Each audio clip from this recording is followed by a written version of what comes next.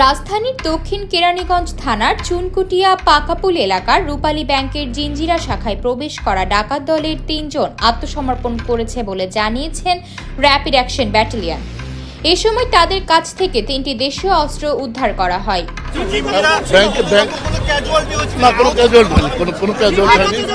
আমাদের নেগোসিয়েশনে তারা সাড়া দিয়েছে, তারা আমাদের নেগোসিয়েশনের ফলে এই নাটকের অবসান ঘটেছে।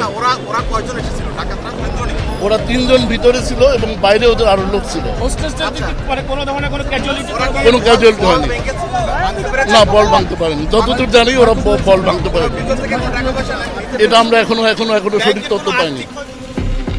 বৃহস্পতিবার বিকেল 5:30টার দিকে তারা আত্মসমর্পণ করেন। এর আগে বৃহস্পতিবার দুপুর 2টার দিকে ডাকাতরা ব্যাংকে ঢোকে।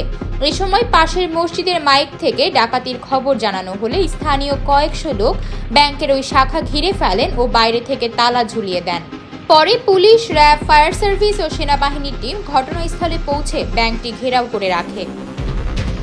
জানা গেছে, ব্যাংকে ডাকাত দলের হানা দেওয়ার খবর ছড়িয়ে পড়ার পর উৎসুক জনতা সেখানে ভিড় করে। এ সময় নিরাপত্তার স্বার্থে ব্যাংক সংলগ্ন মূল সড়কের উভয় পাশে যান চলাচল বন্ধ করে দেওয়া হয়। পাশাপাশি ডাকাত দলকে আত্মসমর্পণের জন্য পাশের মসজিদের মাইক থেকে ঘোষণা দেওয়া হয়। আইন শৃঙ্খলা রক্ষাকারী বাহিনীর চেষ্টায় সন্ধ্যার দিকে আত্মসমর্পণ করে তারা।